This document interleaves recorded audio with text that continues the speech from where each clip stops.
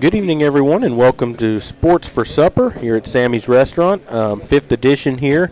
So we move into another week. Football got a win last week at homecoming. The volleyball won yesterday against Harlandale, I believe. Yes. And McCullum. It was McCullum. They got a win against McCullum, and we're going to talk a little bit about that coming up. We're going to have the golf team here in a little bit, and we're going to have Coach Britt on with some of the players talking about their matchup with Southside this week. That's a big one. But we're going to start here with our athletic director report. And Coach Bull, thanks for joining us again here. We appreciate you being on with us. And if you're ready, or if you're still writing some notes over there. We're good. I'm happy to be here again. I appreciate it. And now, first of all, I want to thank you for what y'all did in the press box. Put some fans and got us circulating. We appreciate that 100%. And a little cooler with some water in it. That's awesome. Yeah. It was. We appreciate that. Thank y'all very much. No, absolutely. I mean, you do a lot for us. I mean, very least we can do is try and make it as comfortable as we can. There's more upgrades coming, just so you guys know. We're not done. That was just the initial we can do. That's what we needed to do fast. So temporary fix. Exactly. So that was the Band-Aid. Yeah. The rest of it's still coming. You'll be good. So we had homecoming last Friday night. Got a big win against Laredo Martin. Yes. We got a big game coming up this week. I know volleyball split, right? They went 1-1. They lost Saturday and won yesterday, correct? That is correct. I guess football first. Had a big crowd, which is a good problem to have. We had some parking. I think traffic issues is what was brought to my attention. There was a little line. So we've already started to make adjustments. We're working with our sheriff's department and our SROs. There's another gate because we do have reserve parking.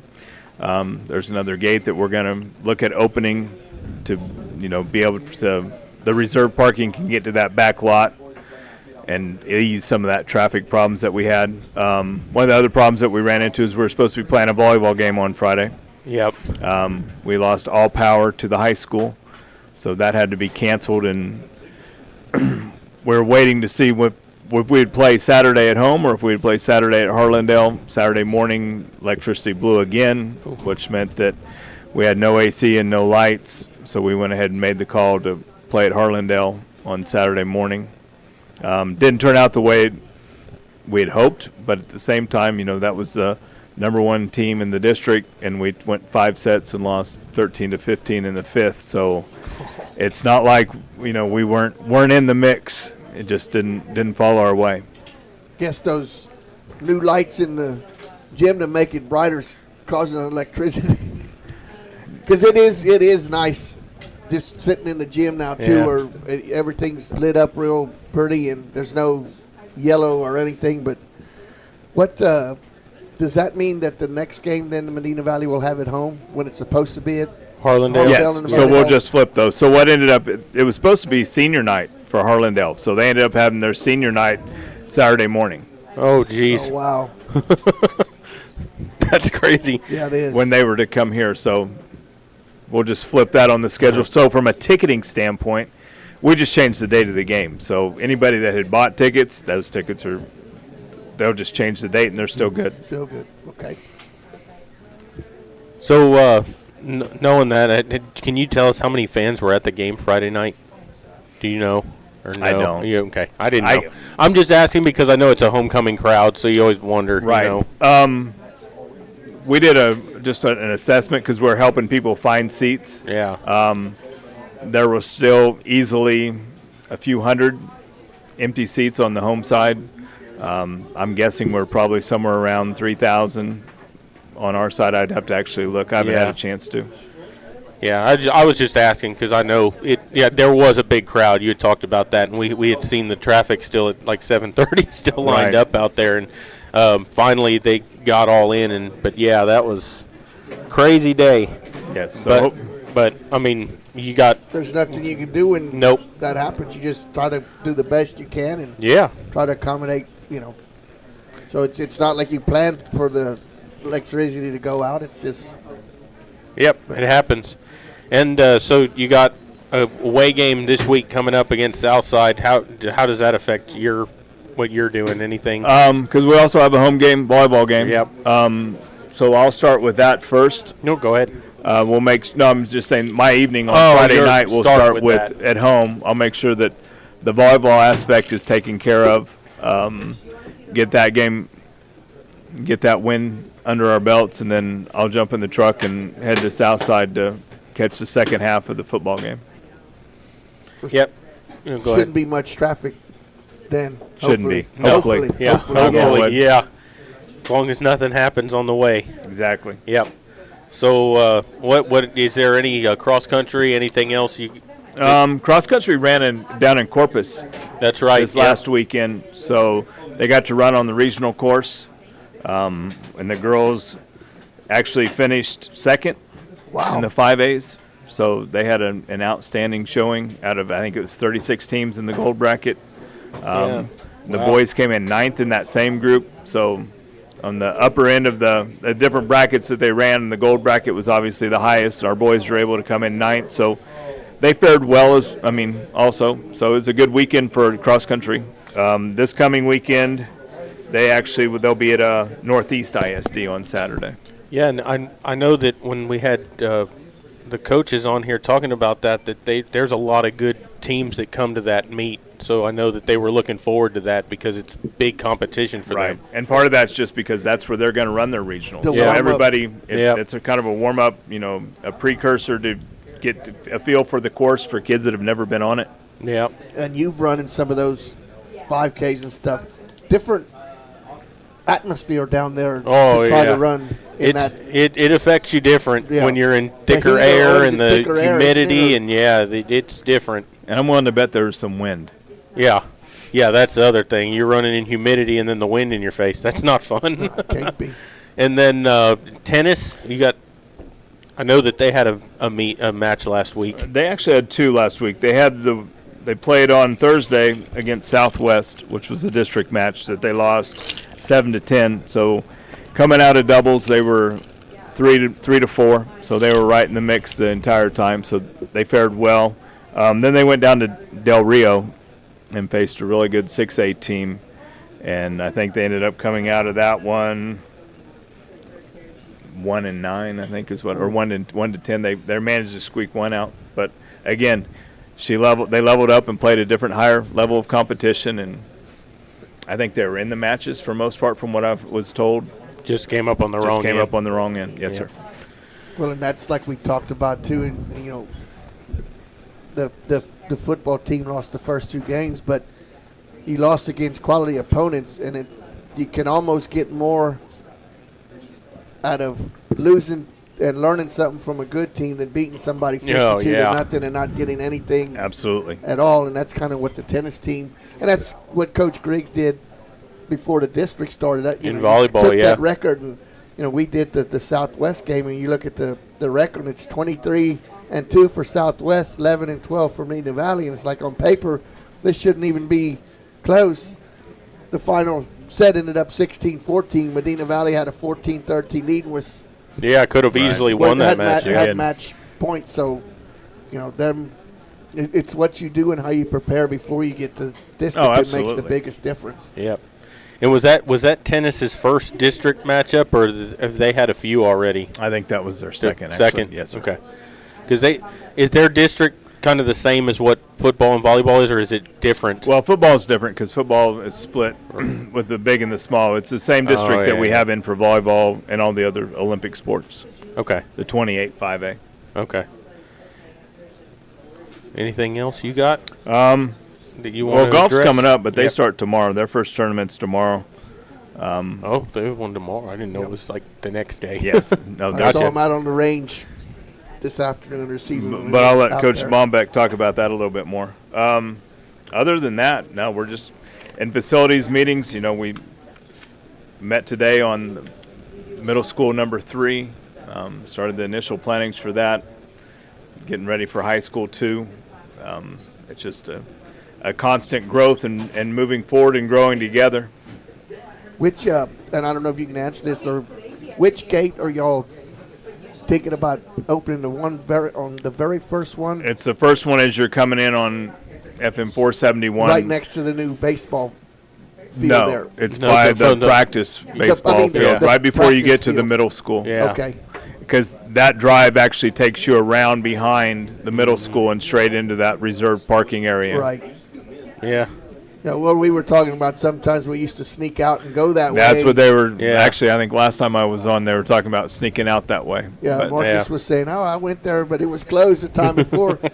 But and the only thing that we talked about, or I had said that the only thing is it's kind of dark right. back there that but From Well, a 'cause- lighting standpoint, coming in, we should be fine. Right. Getting Yeah. out, we'll have to look at.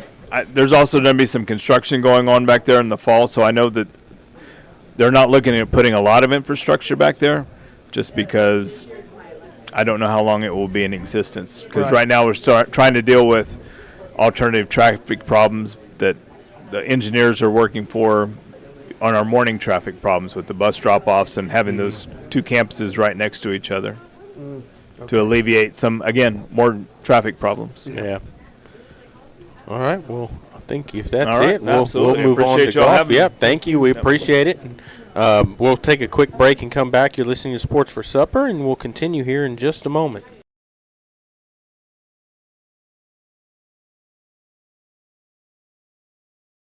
Dodson House Moving and Construction is a fourth-generation company operated by the same family for over 75 years. We do turnkey work from moving your structure, setting the foundation, and all your construction needs. Aluminum decking, concrete work, canopies, and any other need to make your project operational. From moving to construction, large or small, Dodson House Moving and Construction does it all. Located at 12939 Southwest Loop 410 in San Antonio. Give us a call at 210-628-1459.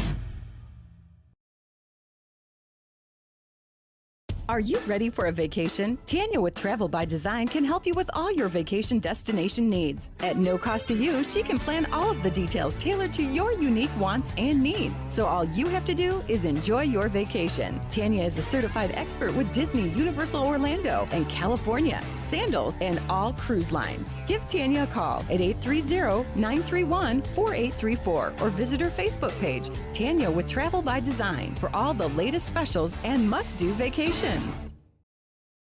Peerless Equipment, your South Texas irrigation experts. Peerless Equipment specializes in sales and service of irrigation equipment to the agricultural and wildlife industries. This includes hose reels, big guns, pivot systems, underground pipelines, turbine well pumps, booster pumps, motors, valves, and an inventory of much more. Stop by one of their locations in Hondo and Pearsall or give them a call at 210-434-7867. Peerless Equipment, bringing water to you.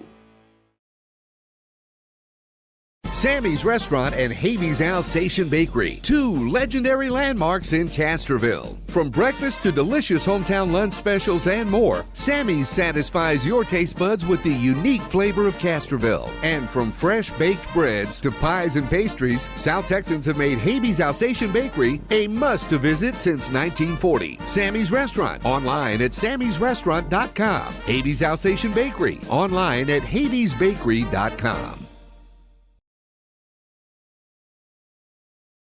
Tandre Gwynn Funeral Home in Castroville, Texas, has been providing funeral services to families in the Medina Valley and surrounding areas for many generations. Tandre Gwynn Funeral Home is proud to support the broadcast by the Medina Valley Broadcast Network for the athletes and students participating in this event. Go Panthers! Tandre Gwynn Funeral Home, Castroville, Texas. You may view obituaries at Tandre, Tondre-Gwynn, Guinn.com, or visit the Facebook page of Tandre Gwynn Funeral Home to view funeral notices.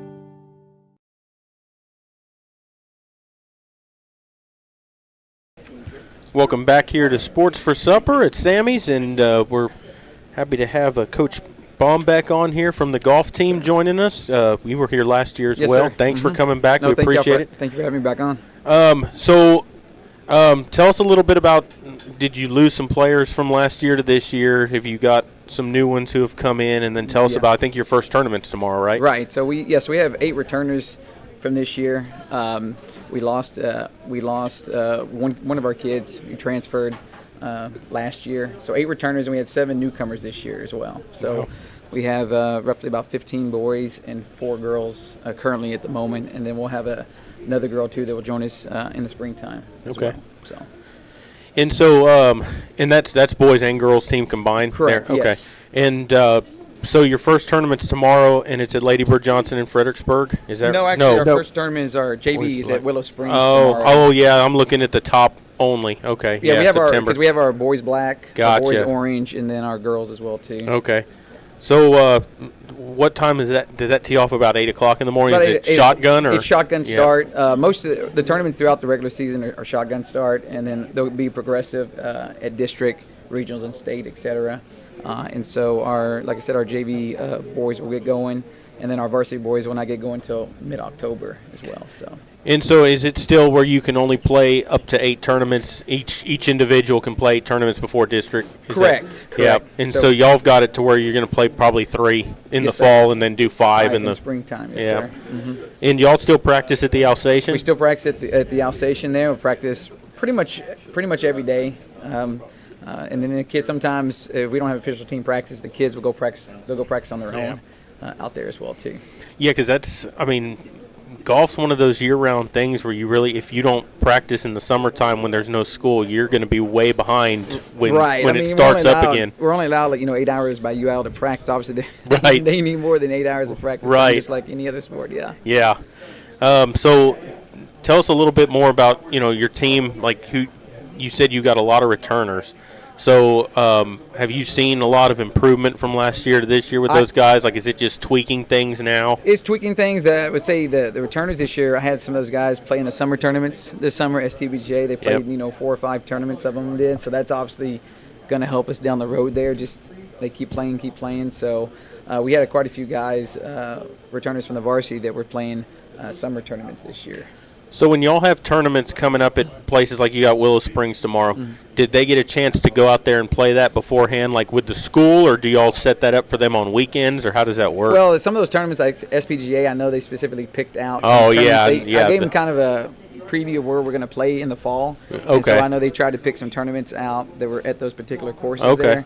So they had a general idea about that as well. And then they also we promote the Youth on Course membership through the Alamo Trails. It's like a $25 membership, and they can play at any city course for $5 a round if they want to, including the Hyatt as well. So That's Wow. nice. We didn't That get is that when nice. I was playing. No, Yeah. they didn't have that yet. We just we went had on 2 Randy courses. Mann's word. We just had 2 courses, and that was Hondo and Divine. Yeah. I mean, and we were happy to have those because at that time that's all we had, and they were in good shape. I mean, Yeah. you played Right. where you needed to play. Did you ever play a tournament, Jerry, at Willow Springs? Yeah, we didn't play an actual tournament there, but we set up to where we played like a match thing against Holy Cross, and it was during a practice time, so we go out there after school and play like a 9-hole match against another team like that. It's a nice course. I Yeah. like to It's lay the out one there. right there by the AT&T Center, right? Yes, yeah. As soon as you Yes. turn off, it's right there in the corner before you get there. And where we would always play when we'd go into San Antonio, we'd always play at Riverside because it was a lot closer. Right. When we go play at San Antonio course, and plus the tournaments that we would get in, and this was back in the early '80s, late 70s, early '80s. A lot of the tournaments were there and at Brackenridge. right, yeah, And Willow Springs was just in its infancy Okay. at that time. So nice. Where is Valor Creek? Where is that course That's at? out there in Blanco, Texas. Oh, okay. Yeah, Is that where it's at? Yes. So do y'all where's your regional tournaments at now? So our regional Or, tournament. district. Let's start with district. So Where's district, it had been at the Golf Club at Texas. Now it's going to be at the Alsatian this year. that? Okay, that's So cool. We got a Home home cooking. course advantage right there. So Both rounds are going to be there? both rounds are going to be there. Boys and girls at the end of March will be there. So that's good there. And then we'll be down in McAllen for the regional tournament. So we'll go play down there. That's a nice drive down there. Yeah, it's a nice little that's a trip down 4.5 hour drive, isn't it? Yeah. Right. Yeah. Yes. Yes. And you start at 8 o'clock, and that means We'll start at 8 o'clock. But I mean, Well, they do we'll- they'll do tea times at They'll do regional, won't they? progressive tea times. Yeah. We'll spend the night there and everything else like that. So it works out pretty well there. But the kids enjoyed going down there last year at Champion Lakes. to play down there. Where's the state tournament now? Is it still at Kaiser? And No, they moved it. Yeah, it's in Georgetown. Okay. There's 2 courses, so like 5A this year we'll play at Legacy Hills. 6A will play at White Wing out there. Okay. So they just rotate those courses between 6A and 5A. But That's cool. It's been in Georgetown for a while. Is that a nice course there? They're both very Yeah, nice courses. I'd imagine. I mean, Yeah, I've I heard think it's They were those, probably beautiful. better. They were probably better than Clay and Kaiser. Not that they're bad courses, No, but no, I mean, I think that's- I didn't like. I hated Kaiser. Didn't like it either. I hated think that that's where course. like the 2A and 3A play at Roy Kaiser. Okay. Yeah, those courses there. So Well, I go know, ahead, Coach. Maury. A lot of it, you're only allowed so many hours. A lot of it, you depend on the young men that go out there, yes, sir. and it helps to have that course out there. And we have a Medina Valley Alumni Golf Association that we have, and one of the young men that you have on the team, him and his dad played in a father-son tournament month and a half ago in San Antonio, where it was a high school student and their dad, and they finished one shot. Yeah, it was Out of first Ryan. place. Yeah, Ryan Ryan and Hunter and Burris sure Hunter did. Burris, They finished. yeah. They were right there, and it was at Brackenridge Park. It was the Yes. it was the Alamo Parent Junior Championship, I Right. believe. Yeah, they did a fantastic job. Yeah, they did really really well. Yeah, really well. Really well. Yeah, that was really cool there. But yeah, as far as the fall, I know the one tournament if y'all saw on there, November 10th and 11th, it's our Alamo Heights match play tournament, which the boys love that one there. I would have liked to have done that. We never played a tournament Actually, that was we matched. won that tournament last year. We came back on the second day and ended up pulling out by 1 point on that one there. So that was a good team win there. But the boys really enjoyed that match play tournament there. And, it's something different. It changes it up a little bit too. So they had a good time with that one. So we'll be returning to that one this year. Is there a lot of parents that walk and follow their young man? There are. the rounds? Yeah, there are. There will be parents that follow their kids throughout the rounds, ride in a cart, and they'll go to their tournaments and watch them play. Yes, But sir. they're not Yeah. able to. You No, can't communicate. Can't communicate No. at all. Do you No. have to sit down with the parents beforehand and say look, this is what you can do on the course, Yeah, and this we'll is what you talk can't? about it. I'll mention it to them about Yeah. you can't say anything to them. You can't even make hand gestures at them. Nothing Yeah, like you can that. clap. That's about right. Right. Yeah. And it doesn't. It gets more like strict with that as you move into district, Yeah. regionals, and state. I mean, being there, Yeah. it gets really strict at that stuff. Yeah. But we do mention it, so we know by the time we get to that point, they understand that you got to stay so far away on the cart path, and you can't say anything to them. And if anything needs to be handed, I have to hand it to them as well too. Yeah. So, yeah. So in the springtime, when y'all start doing more tournaments, Mm-hmm. do y'all do any out of town tournaments, or are they all pretty close, or do y'all go maybe to? Like I know last year, I think y'all went to the that's a fall tournament that the one in Oh, Dallas. Austin. We went in Austin. Oh, okay. There's one in Dallas that's the Bart Granger. Yes. Yeah, we have not been to that one Okay. in a while, but we'll go to in the springtime. We'll go out to in Concan, the Frio Valley Ranch out Okay. there, and we'll play a 2-day tournament, West Texas Shootout out Okay. there. The boys enjoyed that one. That was a good one because a lot of teams from Houston will come out to that one. It's like their one trip they're able to take. And Yeah. So a lot of Katy schools will come out there. Some good for the trip. teams. Some good Yeah. teams. It changes up a bit, so it's different competition to look at. And then we'll go to the regional preview down in Champions Lake in McAllen right Okay. before spring break. So we'll go look at that course and play that course before that. And that's nice to be able to do that Yes, and sir. to see that course. What? Oh, I had what I was going to ask, and I just Well, completely blanked the out. Concan course, just to go there and see it, play it and see it, and just the scenery around you. I mean, it's like you're playing in. All of a sudden, here's a course in the middle of the hill country. Right. It's a beautiful course. It's a beautiful course. Absolutely. Sure is. Yes. And that's what makes it fun when you get to Yeah. play. You get to courses play like some. that, and plus you're competing for your school. Yeah. Right. And yes, it is individual to a certain extent, but you still have 4 other team members. Yeah, that they gotta are- pick it up. are Right. counting on Yep. you. Definitely. And it's Who's your, something you can do for ever? a long time. Yeah. Right. Yes. Who's y'all's biggest competition in district? Like what schools are the top schools? Yeah, so in- I would say probably South Sam is our biggest one. So our boys teams last year, our 2 teams we had at district, we finished first. We won district, and then our second team finished in 3rd place. Oh, so you almost sent 2 teams to regionals. Almost 2 teams. We had to make some adjustments when we got into springtime because of other things, whatever. So we made some adjustments there. So we moved some guys up in the second team to the first team, but we finished first and third there at district. But I would say South Send is probably our biggest competition. And when you have as many returners as you have this year, and you feel confident going in there, is that like a goal of yours? We want to finish 1-2 and send 2 teams to regional. We want to finish 1-2. Yeah. 1-2. That's for sure. That's what we want to do. Yes, so is that kind of a goal for the team? That is a goal for the team to finish 1-2 and to have as many guys as we can finish in that top 10 and just load it up. That's at cool. the end after 2 days. Yes, sir. What was the scoring discrepancy between first and second place? I think we last year? won by 119 strokes. Whoa! Yes, 119 strokes. Wow.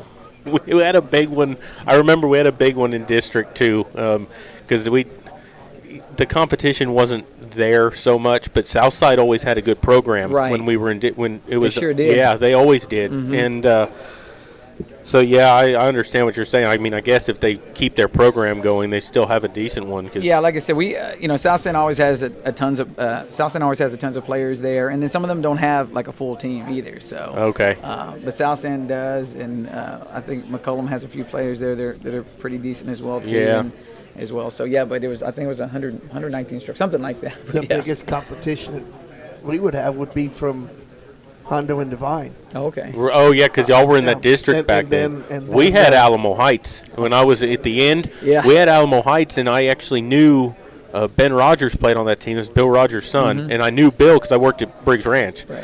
And we smoked them in district that year. They just fell apart, and that Right. was 2 days. We were supposed to play at Comanche Trace and then Ladybird. It got rained out at Comanche Trace, and we played 2 rounds. 36 holes in 1 day at Ladybird, Yes, sir. and in the wind, and it was horrible. But we smoked them there. And then We felt good about that. The other one that always put a beating on us every once in a while was Eagle Pass, and they had 2 brothers. Their last names were Della Cabada, and they were. I know them. mean, they were members at Briggs Ranch. Yeah. Mario, and there were 3 of them. Jorge, Mario, and there was one more. Yeah. I knew them. They were sticks, man, Yeah. I'm telling you. They still were. But they had a course There. Right. there Yes. where they could go there every day. And repetition in golf, Do y'all ever change it up and go practice like at Golf Club of Texas or anywhere else, or do they allow you to do that? Or I mean, we have, like I said, we have our thing at the Alsatian there too. But no, as far as going to practice, we don't. Some of the guys may go practice out there at the Alsatian because I think they are not Alsatian at the Golf Club of Texas. They have the lights out there. Oh, at that yeah, they put range. those So out there some now. kids will go out there and they'll practice out there. But as far as going to practicing at the course, I know way back when we used to go out to Pecan Valley. okay, We used to Yep. practice out there like once a week. Coach Mann we would have the boys Yep. go out there and practice at Pecan Valley when that was opened up. yeah, But, we always did that with Coach Mann. It was once a week we'd go somewhere else and Right. play or practice or something like that. Yeah, But no, we stay pretty much at the outstation there. Okay. It's really good. We're the only team that practices out there, which is nice. When I was at Holmes a couple of years ago, there was so many Northside teams out there practicing. It was kind of hard to. Oh, they were all there at once. There was a lot at once. Uh-huh. We'd have like five teams out there. Trying to use the range or play or whatever else. So it's really nice that we have the Alsatian over here and it's just us practicing. So let me ask you this before we move on to the players here. With getting a new high school in a couple of years, how's that going to affect y'all as far as getting it? They're going to have a new golf team there too. Right. So practices, will they have to still come out here, or are they going to have to find somewhere else to practice closer to the school? Yeah, I mean, right. Is that something that you even need to worry about? Right. No, I mean, as far as I'm here at Medina Valley, we're at the Alsatian. I mean, Yeah. they'll be close to, the Golf Club of Texas. Right. Which is in our school district. Right. So, I mean, they could take advantage of that, but, we'll I was see how- just wondering because Yeah. that's something that's coming up. Yeah, that's right. That's a good. I did want to mention also that we also on our schedule we also have like for our newbies that we have here, our beginners, they have novice tournaments. So we play novice tournaments for those kids, and we get able to Okay. get those kids out on the golf course. got a 9-hole. It's 18 holes. It is but 18? It's Okay. 18 holes, but like we'll go to October 4th. We'll go to Rebecca Creek. Stevens High School is hosting a novice, and so they'll start the kids off from like 150 yards. 150 in will be a par 4.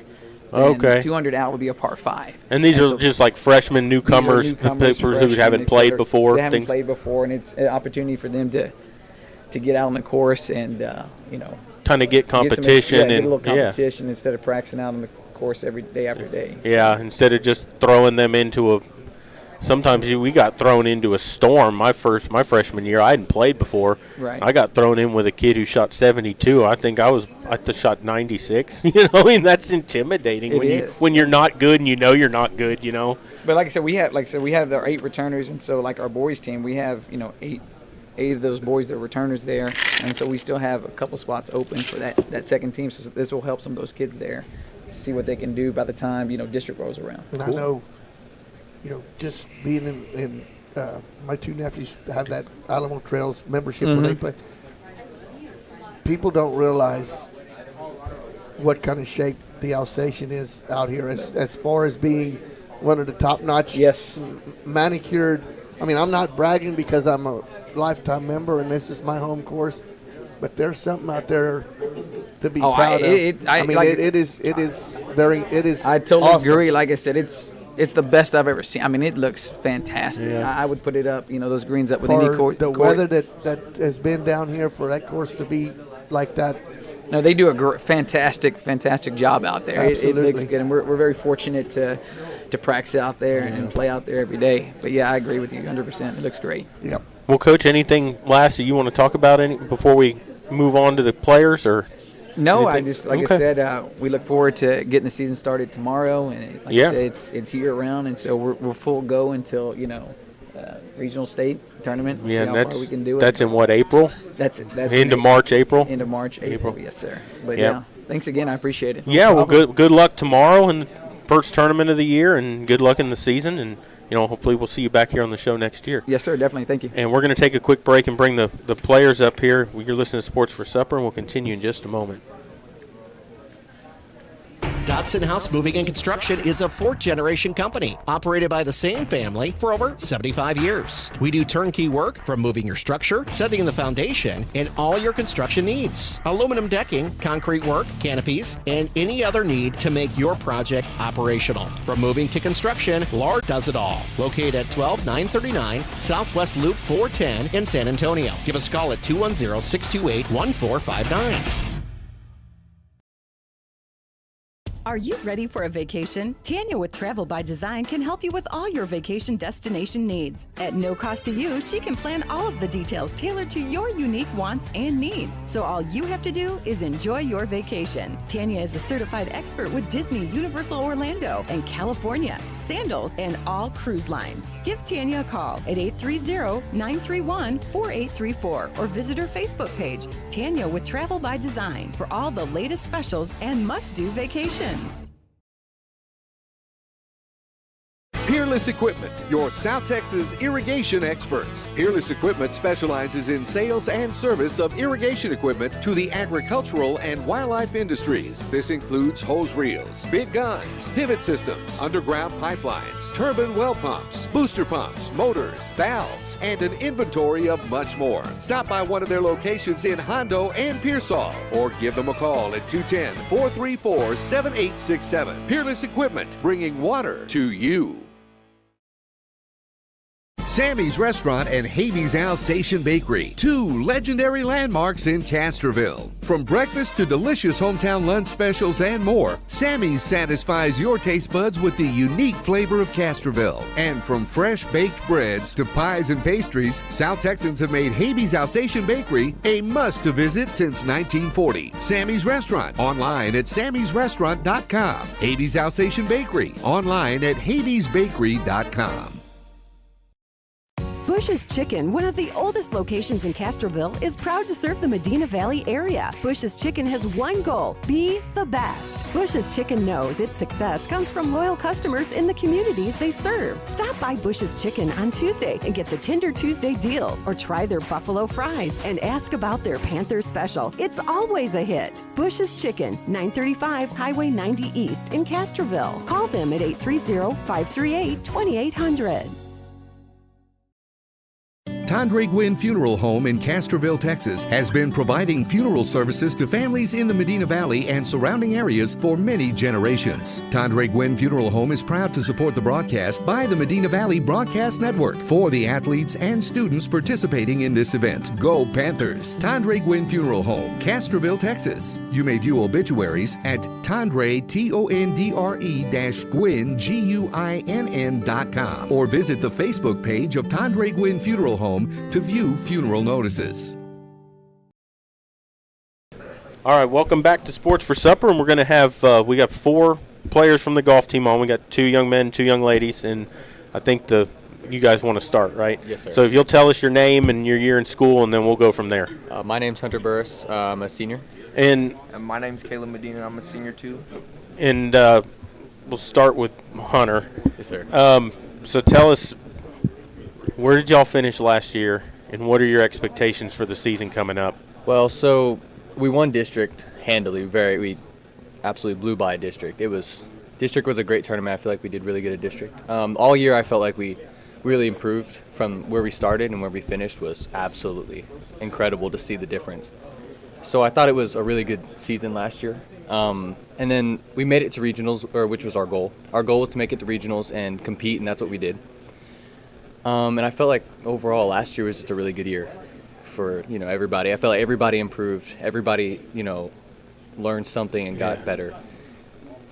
That was Yeah. Mm-hmm. And so coming into this year, y'all have, I think Coach was saying y'all had a lot of returners, and how did y'all fare for this year? Y'all have higher expectations for this season? Absolutely. I mean, district is at our home course this year, so we're not even, district is, we expect to win that. We expect to win that. We expect to get both teams to get to regionals, which is something we didn't do last year, which was one of our goals, was to get both teams to go to regionals. We said we didn't do that last year, but this year we expect to, because we have 2 really good teams this year. And that's a lot of, in part, due to we have almost everybody returning from last year. I don't think we lost a single person. Everybody comes back, and it really helps with consistency. Right. We're trying to stay in the 80s. We're trying to stay low. We're trying to stay consistent and compete everywhere. Do they still take now? They take more teams from regional to state than they used to, right? It used to be 2. Do they still take 2? They 3 take now? 3 now, They yeah. take 3 now. And there's 16 teams in regional. Is that right? Yeah. Okay. Okay. Yeah, I was just wondering, 'cause I didn't know if they still did it the same or how they did that.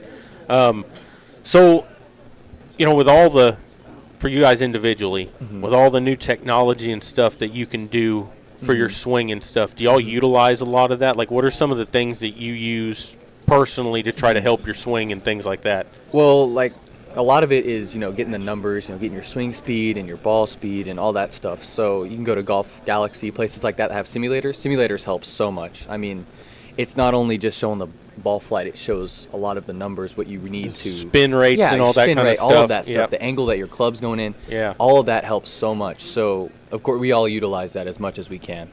A lot of it's on our personal time because we don't have that at the course, but we do go places to utilize that technology. Yeah, no, that's cool, because we didn't have that when I was in there, and those things are nice, and if other people are taking advantage of it, there's no reason you shouldn't either. Absolutely, yeah. What are some of the things for you? What is your biggest improvement that you want to see out of yourself this year? Just consistency, staying calm under pressure, and staying with it, and competing everywhere, and just competing and staying low, staying in the lower scores. Yeah. And being reliable, knowing that you can be a reliable scorer and that you can always use your score. And so you guys, I know golf is very mental. How do y'all kind of keep that under control? Is there anything like y'all do to kind of prepare for that, or is it just the experience being out there and knowing, hey, I didn't like the way I reacted to this, I got to do better? A lot of it's experience. A lot of it is knowing how long the game is. It's a 4-hour game. It's not just one bad shot doesn't affect everything, and that's something I personally have had to battle with a lot, is the mental part. Just moving past like bad shots because everyone Right. hits bad shots, right? It's a Right. it's a 4-hour event. It's 18 holes. Yeah. At least. At least 4 And- hours. well, yeah. the worst is when you're, especially in high school tournaments, because we always had to do it, when you have to wait on par threes for two groups. Absolutely. And, yeah. you know, you slow down and you kind of get in a rhythm, and then all of a sudden you're sitting there. How do you kind of stay focused in lot of a it- situation like that? a lot of it is staying. This sounds kind of counterproductive. A lot of it's staying distracted. Yeah. You know, keeping yourself moving, not just sitting Not around. getting in your Not head. getting in your own head, and just stay moving. You know, talking to your partners and just, you know, moving around. You know, swinging. Just something to keep you distracted from Yeah. game of golf, because everything is meant to stick around and think and think Yeah. and think. Because the more you think, the longer it's going to take, and the more you're going to complicate things. And you want to Yeah. keep things simple. So you're, I would call a late bloomer. You didn't start playing within the last couple of years, correct? Well, I started playing when I was really little. I played when I was, I think, 6 or 7 with my dad. And then, you know, I kind of fell out of love with it, so I went and did other things. But then, you know, one day my dad just asked, hey, you want to come hit on the range again? And, you know, a lot of it was already ingrained. You know, the general swing and everything was already ingrained. But, you know, with my dad and everything, he really helped me and, like, developed me into what the golfer I am right now. So, I mean, technically, I guess I am a late bloomer, but I did have prior golf experience. But what I'm saying is you didn't go out every weekend like No, the yeah. normal person. You took a Absolutely. break in it. And so how Yeah. long have you been playing on the team? I'd say almost, I think a year and a half almost. So that's what I'm saying. Yeah, You- yeah. So last year was your first year on the golf. Yeah. Last year, you know, my first tournament was in Austin. Okay. That was interesting. Very What interesting. course was that on? Falcon Head. That Okay. was. I don't know interesting. that course. Yeah. Yeah, it was interesting. Oh, absolutely. Yeah. And you're playing against Westlake and Oh, and yeah, yeah. all these teams, and you're looking at them. They've been playing golf since they were 5 years old. Yeah. Yeah. So I mean, It's it was- intimidating, right? The first time you walk up there and you know, like, these guys are going to shoot in the 70s. And It was intimidating, but it was a good experience. Yeah. It was kind of, you know, you're just baptism by fire. Yeah. You know, you're kind of just out there. well, and the thing is now, like, since you progressed and you're a better player, now you can walk up there and you don't feel that intimidation. You know what I mean? Yeah, like a lot. it just yeah. It's it- hard. It's much harder to be intimidated now by Yeah. good golfers because you know you can hang with them. You know you can. yeah, swing and just as it's good as all just anybody play else. my game. Yeah, you know, just that's play your all you game. can It's do. an individual sport just because you're playing with other people. You know, Right. they can't hurt you. You can't hurt them. Have you ever had any odd experiences with other teams' players on the course? I did have actually at that first tournament. It was pretty interesting. There was the fairway pointed towards a separate green, which wasn't the green you're actually going to, and one of the adults actually just watched me. I hit a ball, and it was a 36-hole tournament. And we're on hole like 20. I'm tired. This is my first tournament, and I actually hit the ball almost onto the wrong green. And he watched me do the whole thing, and he knew exactly what I was doing because I was aiming over there. It was the complete wrong way. Yeah, there's a lot of odd Yeah. experiences, especially, you know. No, there are. Yeah, That's why I'm absolutely. asking because Yeah. everybody's seen something Oh, that's yeah. out there. Yep. You know, I had one kid. I can't say what he did on the air, but I'll tell y'all when we get off. Yeah. But I had one kid and he actually got disqualified. Coach Mann disqualified him from the tournament after it happened. But Yeah. he was in my group, so I'll tell you what he did later. But yeah. it was bad. How nice is it to be able to just walk 100 yards? You're on the driving range. It's definitely a privilege, absolutely, and I don't think I utilized that enough as like when I was growing up. I didn't really realize how. And to have a dad that's a scratch golfer that can, when coach isn't there, he can say, okay, let's work on this. I asked you before you got on the air, what were you working on today on the range when I was out there? Today, I mean, we were just working on the driver. The driver is probably the most complex. Like when you're first starting, it's the most complex swing. It's a completely different swing than an iron swing. Anything else, it's a lot of technique. You don't have to be the hardest swinger to hit a long drive. So that's what we're working on today. Just kind of getting the club head in the right spot in the backswing and kind of getting it where we needed to be in order to hit it. It's completely square, and it's an absolute privilege to be able to have that. Be able to have your own personal coach at your house at any time to help you go up there, and you can walk. Like you don't even have to drive.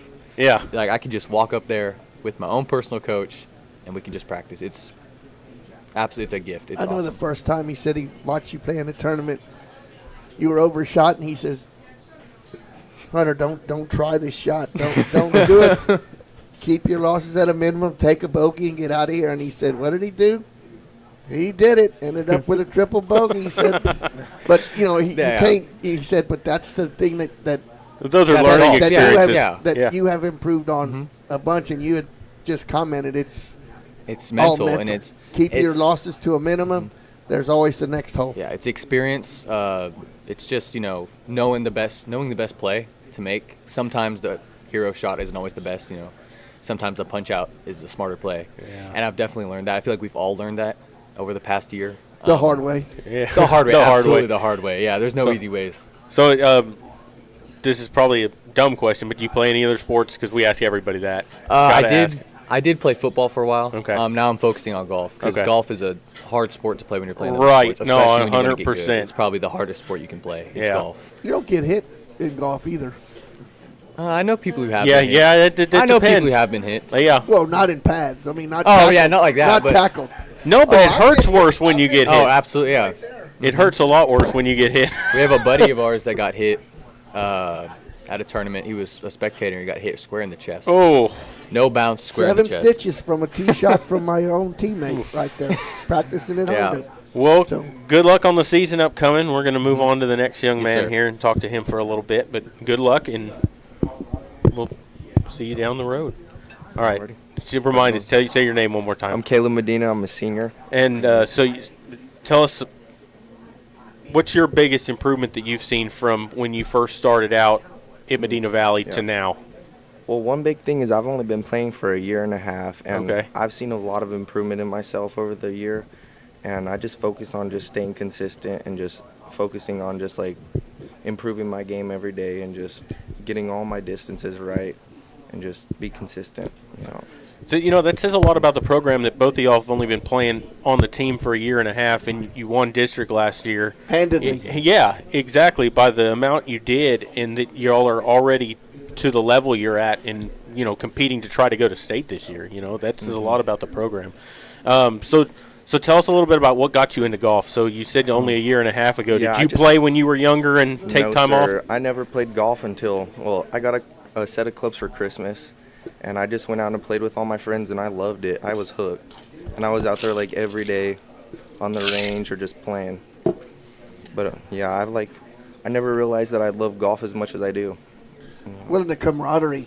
I mean, there's always a challenge. You can always have, a little game going on between each other, and just it's fun. And if you guys take it serious to a certain level, but go out there and have fun, that is the main thing. Because it's a game you can play for the rest of your life. How hard is it for you to not, you hit a bad shot? Let's say you're playing great, and then all of a sudden you just drive her in the bush. Like, how hard is it to not get mad and keep your cool and just go to the next shot? Yeah. I always just try to just stay in a good mood all the time I'm playing. And I just focus on each hole. Just try to, if I mess up on one hole, then I just focus on getting like a par or birdie on the next one. Just make up for it. Yeah. Yeah. Mm-hmm. What is your personal best round so far? My personal best is a 79 at Alsatian. Yeah. Is that the lowest anywhere at the Alsatian, or have you shot better somewhere else? No, sir. Yeah, that's my lowest shot. That's my lowest round. And so I know Hunter was talking about, y'all's district is at Alsatian this year, and that you expect to win. How big of a advantage is that for y'all to have it at your home course? Well, it's a big advantage because we play it literally every day. And I know all my clubs on every course or on every hole. Yeah, you know your distances and what you're right. You know where you're at and what you can do here, there, because you do it. You probably hit every shot you can on that course. Yes. Are y'all able to use the rangefinders? Yes, sir. We just can't use slope. Yeah. Okay, I didn't know that. I didn't know if they couldn't use them. We had to look at the sprinkler heads and walk off your distances. They didn't have rangefinders when we played. Don't say that. You show your age. Yeah, but that's a big advantage. It's a big advantage just knowing that course, and just if you hit a bad shot, you know which situation you're going to be in, and you already know what club to hit. Yeah. Which hole gives you the most problem out there? Hole 2, that one always gets me. I is always it go 100%? straight in the Is water. it the layup that gets Yes. you, or not knowing the distance, or I don't know. It's just like asking the water because that tree on that hill always gets me. So I love the Alsatian But I hate that they changed that hole because it used to not be that way. It was a par 4 around the dog leg around the thing. Number and then, 2 green was not there. Yeah. That wasn't used to the have green. to dog leg it into number 3 green. Yeah. And it was a par 4 then. Yeah, and they split it, and I actually drove a golf cart into that water once. Rode it all the way down into it while Randy Mann watched me. He was not happy. But what gives you the trouble on that hole? Just, it's always my second shot. I always focus on just like laying up, hitting like a 3-wood or a 5-iron, just getting a good shot out there in the fairway. But it's always just the second shot. It's just intimidating because that green is just, it's like an island green if you go off of it. If you go left or right, you're going in the water. And there's nothing to stop it. There's no high grass. Yeah, because I think there's bunkers to the left, but if you hit that, it's on a slope and it's no kicking. bunkers. There's not? Oh, I thought there were. I haven't. Uh-uh. I've only played it 2 or 3 times since they redid it. Like, I don't go out there that much. But what is your normal distance, your approach shot into that one? I mean, is it like, oh, man, here I am, 90 You got to hit an iron. 90 out. And I usually hit like my 56 degree. I usually have like 100 yards out, like 100 yards, like 110. Yeah. What's your most comfortable shot? Like if you were this far away, what's your most comfortable shot you play? The club I'm most comfortable with is my driver. Definitely, I focus on that a lot, just because you have to get a good shot out there to get a good approach shot into the green. How much do you guys focus on short game? Not as much as I should. Like lately, I've been chipping a lot, focusing on my chipping, and my putting. Putting is my biggest like I'm always suck at putting. That's the thing that you want to improve on the most is your putting. Yes. Yeah. That's one of the hardest things. It is. Well, how can you not get it and make it in the hole from 5 feet? It's harder than you think. Put 10 of them and see if you can just make 5. Yeah.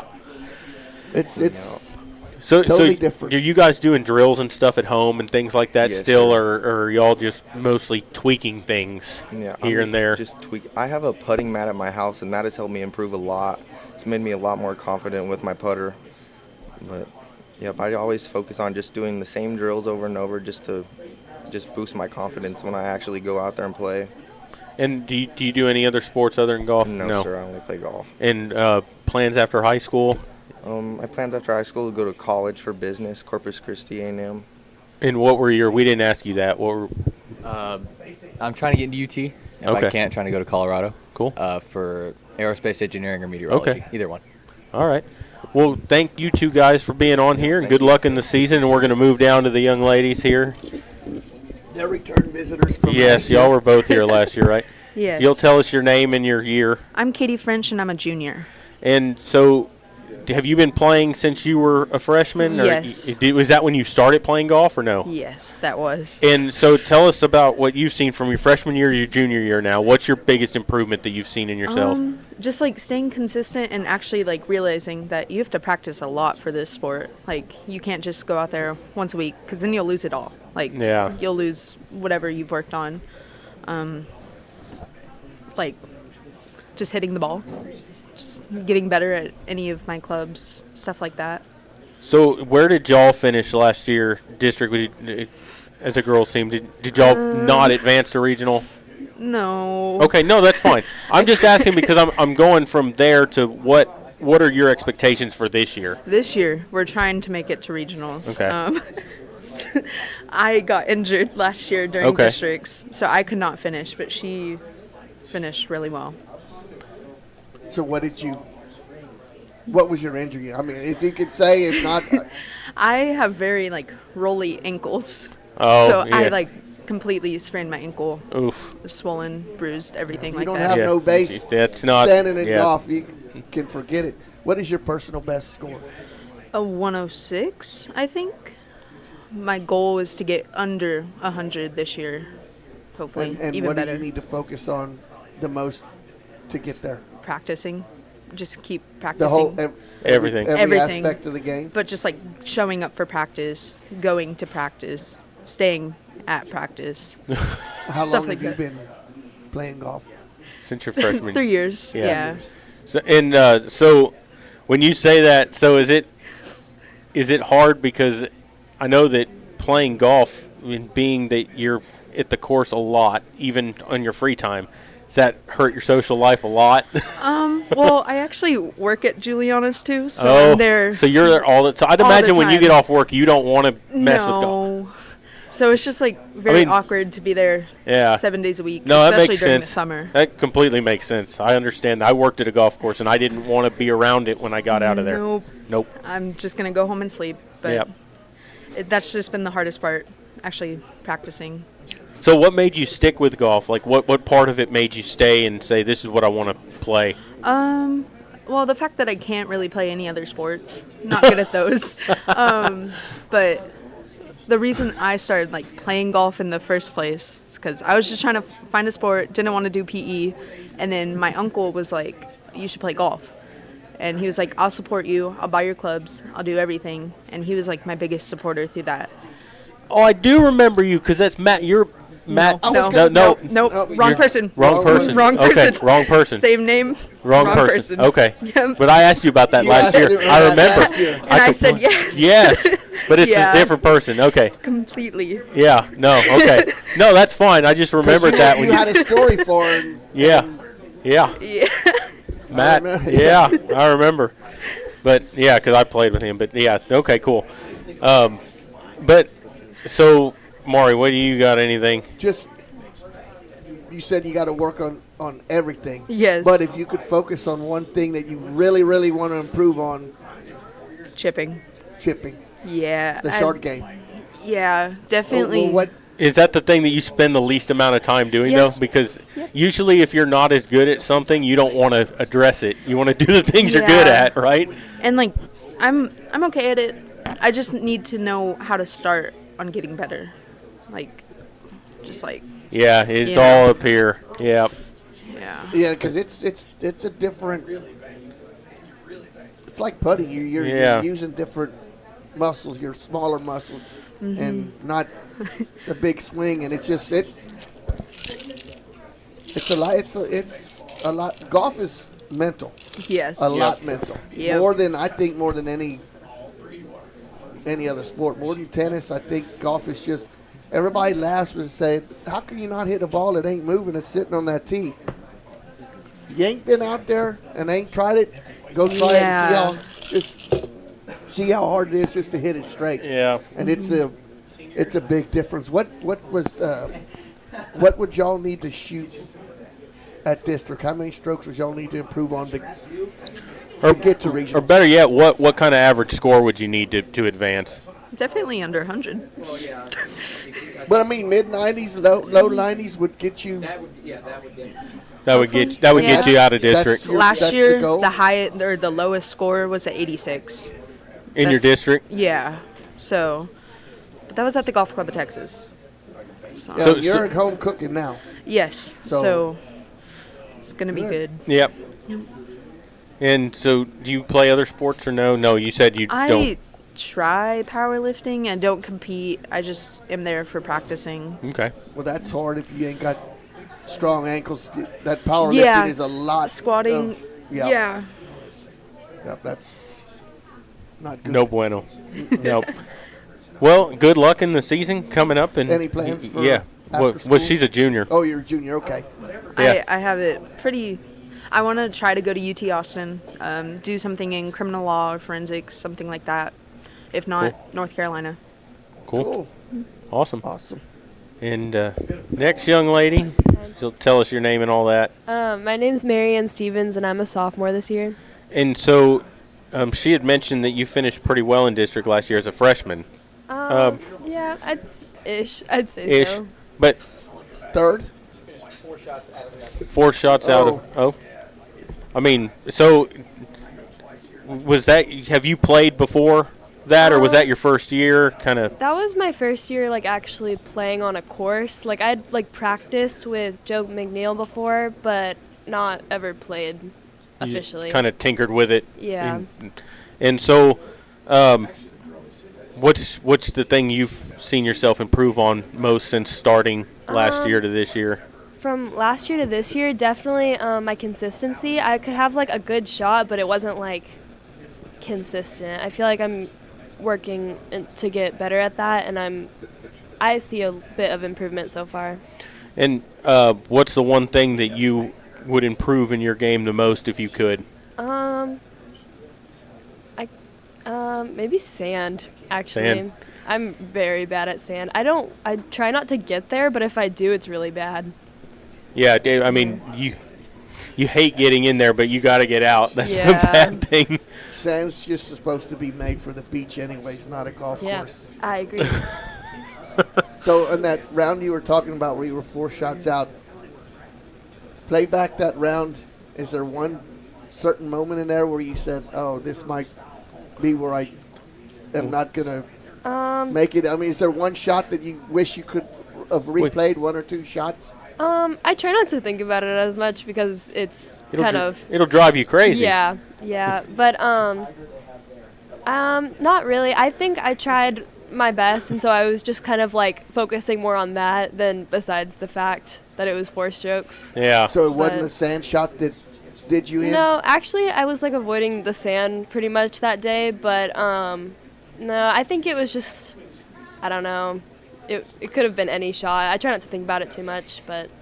So what's your personal best?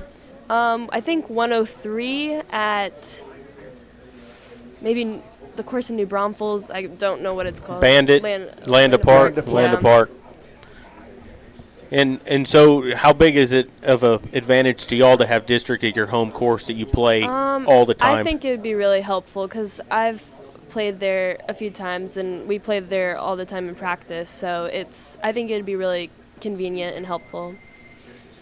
On holes 17 and 18, do y'all try to drive it over the creek, or do y'all lay up and play your second shot from the other side? I always try and go over. I could lay up, but I don't know. Why? Is that yeah. just why should you when you can? Yeah, I just try and, I don't know, have overconfidence in myself and just try and go over every time.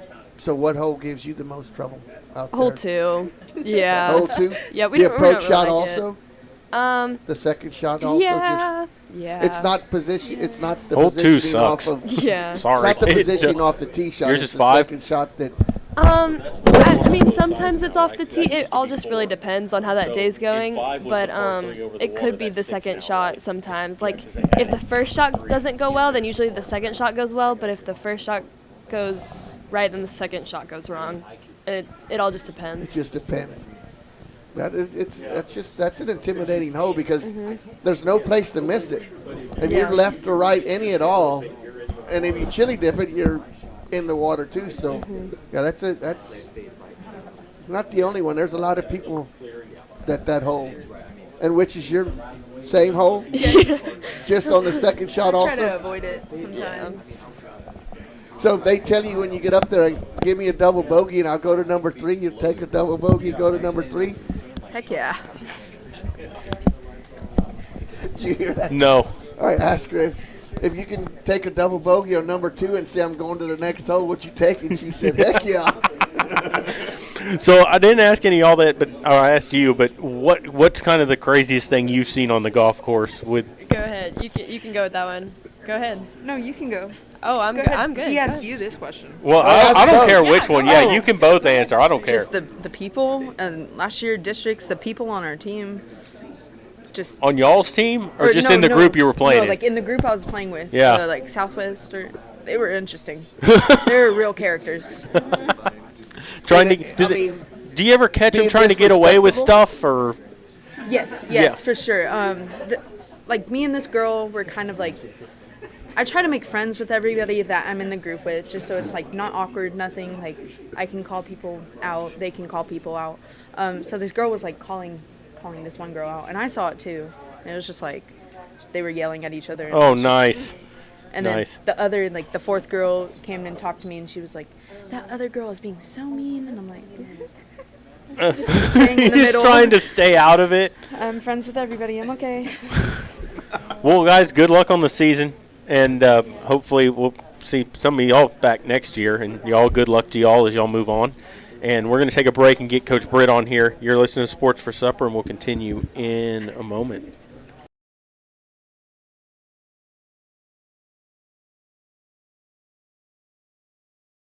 Dodson House Moving and Construction is a fourth-generation company operated by the same family for over 75 years. We do turnkey work from moving your structure, setting the foundation, and all your construction needs. Aluminum decking, concrete work, canopies, and any other need to make your project operational. From moving to construction, large or small, Dodson House Moving and Construction does it all. Located at 12939 Southwest Loop 410 in San Antonio. Give us a call at 210-628-1459.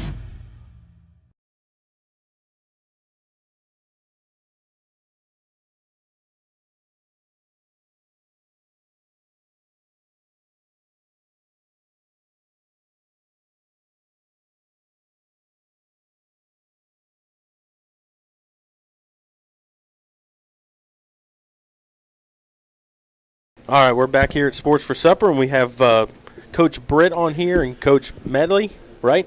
And so we're going to have both of them on here. And Coach Britt, big homecoming win last week against Laredo Martin, 2-0 in district. You got a big game coming up this week against Southside. So tell us a little bit about what you like from your team going into this week. Right now we've executed at a pretty high level on both sides of the ball. And in special teams, obviously we opened the game up with getting the little pooch, which was nice. So we brought, Jackson Calvert, the kid that received it or ended up picking it up. So we got him with us. We're executing at a really high level right now. Energy is probably at an all-time high for the Panthers. And so I'm excited to see what we can put out there on Friday night and play a really good football team in Southside. Coach Locke over there does a great job with those kids, putting them in situations to be successful, which is what we're trying to do as well. And so, right now, man, it's just about getting better each day, each week, and stacking. I tell the kids all the time, you got to stack a Monday on a Tuesday and a Tuesday on a Wednesday, and, just keep stacking days. And then whenever you do that and consistently, you'll win games on Friday night. So that's all we're trying to do. What challenge are they going to on the offensive side? Are they run heavy, pass heavy? Do they mix it up the same, or one more one-dimensional than the other? They run the ball pretty well. They'll throw a couple backs out there. Number 4, number 2, number 4 play outside linebacker as well. He's a very good back, probably one of the better backs we've seen other than the J back. They do a really good job on the offensive side of mixing up formations. They're very formation heavy. So we're going to see a bunch of different ones in the formation game. They're trying to out-leverage you, trying to make you make a mistake, and they have answers off of it, basically. So they throw the ball well, too. Not going to lie to you, the quarterback's a big, long kid. They've got a couple targets with number 5 who plays both ways, and number 4 does a good job out of the backfield. So they're a very well-rounded football team. They do a really good job on both sides of the ball. Big up front? Offensively, they're pretty big, yes. The center is a really good football player. He's an all-state kid last year for them. The right guard, right tackle, both tackles are good-sized kids. And so that will present some issues, I'm sure, at some point. And so we've got some things for that. So I know, just playing back the game from last year against Southside, the Panthers were in it until midway through the third, fourth. They got wore down. Mm-hmm. Don't see that this year at all. It seems like the Panthers are strength for strength getting stronger as the game goes on, mm-hmm. instead of not having that endurance that we've seen this year. And I think that's going to be a big plus to not get worn down, to be able to punch him in the mouth for 4 straight quarters. Well, I kind of take pride in the second half. That's obviously the goal. We want to win every half, but second half we've won most every game this year, regardless if we won the game or lost.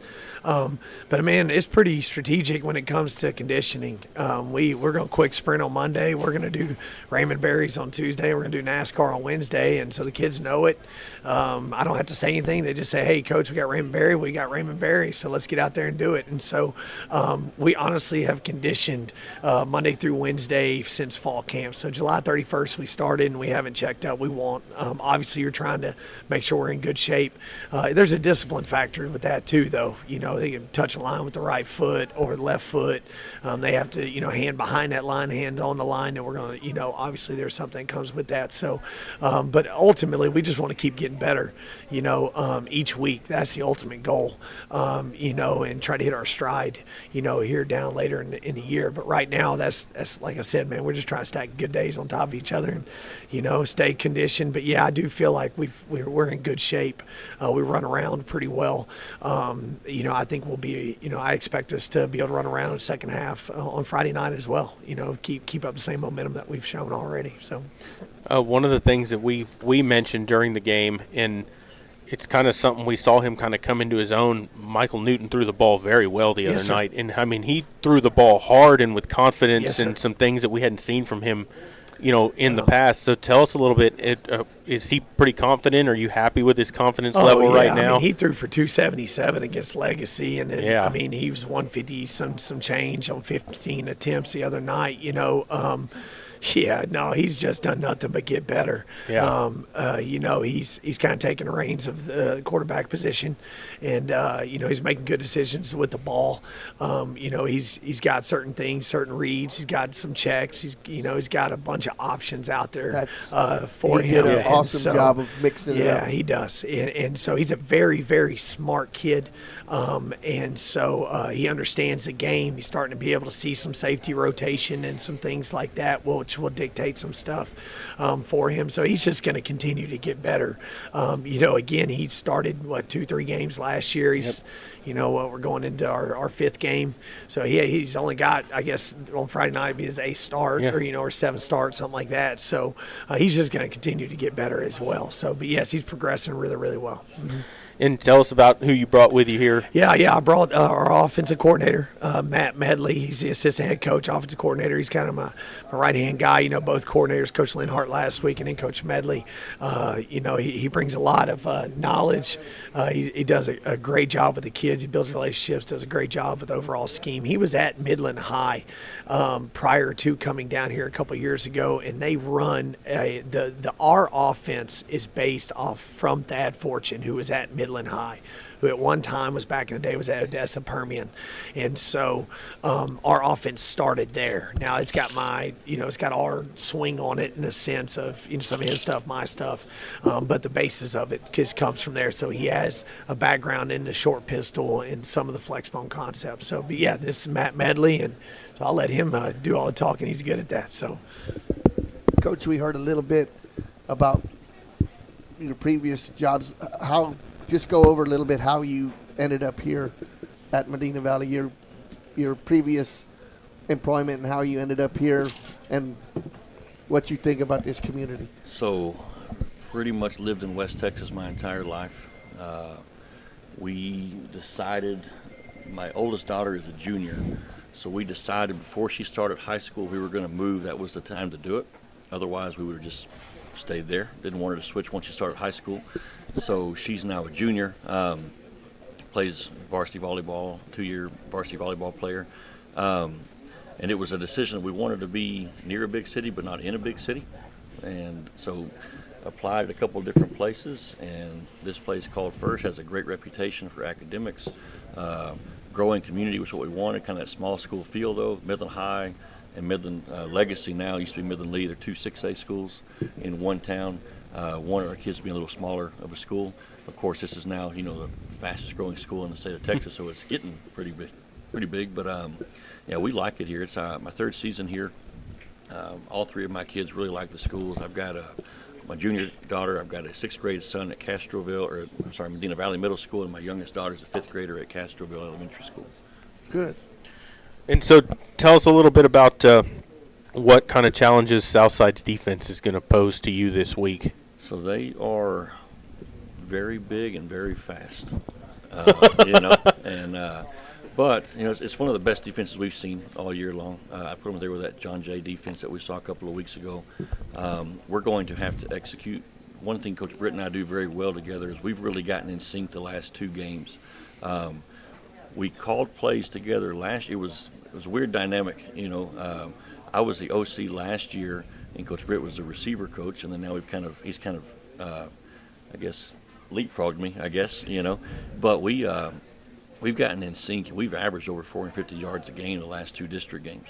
I'm up in the press box, he's on the field, but we work hand in hand, which really makes this offense go, and where we're both seeing things and we're able to call off each other. And it's putting our kids in the best situation to have success. We call the play, they go execute it, good things are going to happen. And their defense, they've got really good linebackers. They've got a really good secondary, really good defensive line. They're solid all the way across. They're very aggressive defensively. We're just going to have to go out there and execute and play our game, and we'll be okay.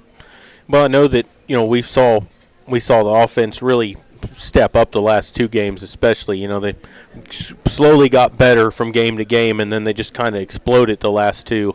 Tell us about, as an offensive coordinator, how that gives you more confidence, you know, in your play calling and things like that.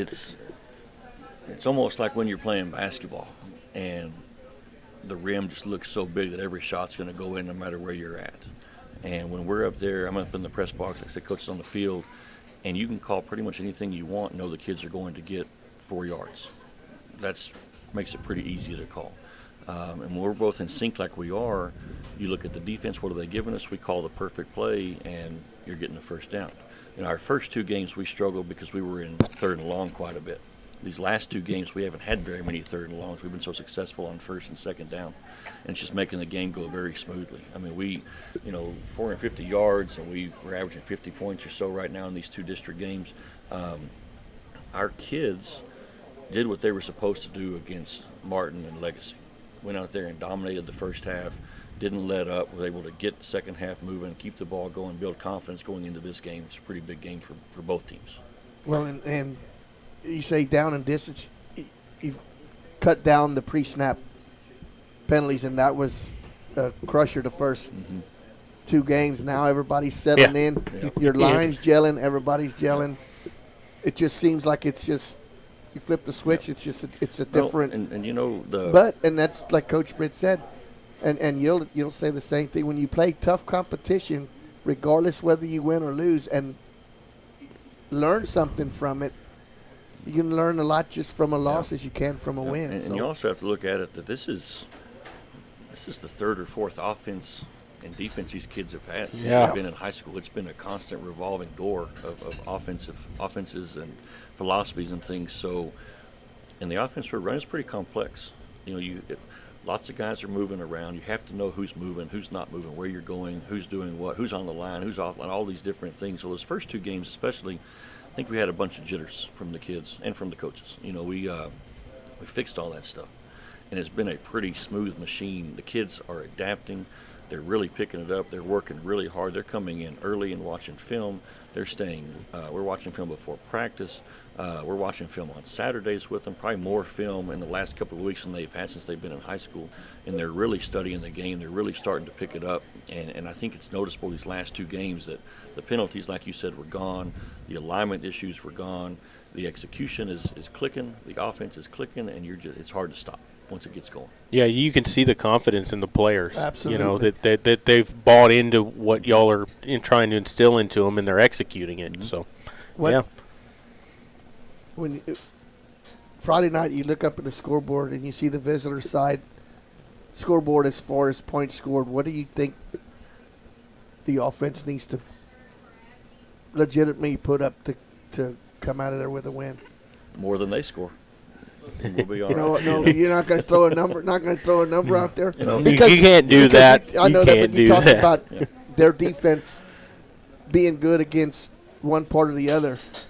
Well, if they're run heavy more than they are pass heavy on offense, that to me plays more in our defense because they haven't really. Well, they haven't done much against us the last 2 games, but the run defense, the defense in all looks good. Yeah, our defense, our defensive coaches do a fantastic job. Our defensive players do a fantastic job. Our special teams is doing really well. I mean, we're doing good in all 3 phases of the game. That's what's going to make us hard to beat. We play really well as a team. some teams are high-powered offensive, but they're also giving up 50 points a game. Yeah. Right. We are able to go fast if we want to go fast offensively. We can slow down. We can milk the clock if we want to offensively. We got one of the best running backs in the region. Oh, absolutely. Oh, yeah. And you've replaced 4 starters on an offensive line from last year that were pretty good. Yes. But the guys we've got playing they're going. They're picking up. We're able to get those chunks of yards that we need. All of our skill guys were pretty young last year. They've all got a year of varsity experience under their belt. Our quarterback, like Coach Britz, is playing really well. Coming off of that ACL injury he had last year, he's clicking. And we have confidence in our defense and our special teams units, and it feeds into our offensive philosophy. And this game could be 7-6. It could be 42-28. We don't know. As long as we score more than they do, we're all right. Yeah, exactly. That's the main thing. And just the confidence, and just you don't realize the team speed that you have at your disposal as far as weapons. I mean, it's all over the field. We've got some slots: Jaden Tercero and Daniel Reza. We've got Carter Hewitt on the outside. We've got some big-bodied receivers in Joe Hahn, Cade Gallion, and Charlie Zinsmeyer. We've got a running back in Anthony Guerrero and Ryan Rincon. We've got some guys that can move. They can do. They all have their own strengths, and they're all able to play off of each other, which is fantastic. And this offense, we're able to move all of those pieces around to try to get the matchup that we want to get our kids the ball in space, which plays to, you saw Carter a couple weeks ago had almost 200 yards receiving. Yeah. Our Anthony's averaging over 100 yards a game right now running the ball. We are almost 50-50 run pass, which is what you want as an offensive coordinator. Keep the defense guessing. Last year we were very heavy in the run just because we had a 14-year-old playing quarterback, and he had to come in a pretty difficult role and step up. Yep. This year we're a much more balanced football team, which from a defensive perspective, what are you going to do? Pick your poison. You want to stop the run game? Okay, we got the weapons outside to beat you out there. You want to stop the passing game? Well, we got a heck of a running back and a really good offensive line that can get the job done in there too. Yeah, and you got tons of options. Well, coaches, tell us who you brought with y'all this week for your players. We've got our 3 players of the game last week. Offensively is our running back Anthony Guerrero. Defensively is Caleb Villegas, and then our special teams player is Jackson Calvert. Awesome. We'll let y'all talk to them. Awesome. Yep. Let's take a quick break and we'll get them on here. You listen to Sports for Supper, and we'll continue in just a moment. Are you ready for a vacation? Tanya with Travel by Design can help you with all your vacation destination needs. At no cost to you, she can plan all of the details tailored to your unique wants and needs. So all you have to do is enjoy your vacation. Tanya is a certified expert with Disney, Universal Orlando, and California, Sandals, and all cruise lines. Give Tanya a call at 830-931-4834 or visit her Facebook page, Tanya with Travel by Design, for all the latest specials and must-do vacations. Peerless Equipment, your South Texas irrigation experts. Peerless Equipment specializes in sales and service of irrigation equipment to the agricultural and wildlife industries. This includes hose reels, big guns, pivot systems, underground pipelines, turbine well pumps, booster pumps, motors, valves, and an inventory of much more. Stop by one of their locations in Hondo and Pearsall, or give them a call at 210-434-7867. Peerless Equipment, bringing water to you. Sammy's Restaurant and Havy's Alsatian Bakery, 2 legendary landmarks in Castroville. From breakfast to delicious hometown lunch specials and more, Sammy's satisfies your taste buds with the unique flavor of Castroville. And from fresh baked breads to pies and pastries, South Texans have made Havy's Alsatian Bakery a must-to-visit since 1940. Sammy's Restaurant, online at sammysrestaurant.com. Havy's Alsatian Bakery, online at havysbakery.com. Bush's Chicken, one of the oldest locations in Castroville, is proud to serve the Medina Valley area. Bush's Chicken has one goal: be the best. Bush's Chicken knows its success comes from loyal customers in the communities they serve. Stop by Bush's Chicken on Tuesday and get the Tender Tuesday deal, or try their buffalo fries and ask about their Panther special. It's always a hit. Bush's Chicken, 935 Highway 90 East in Castroville. Call them at 830-538-2800.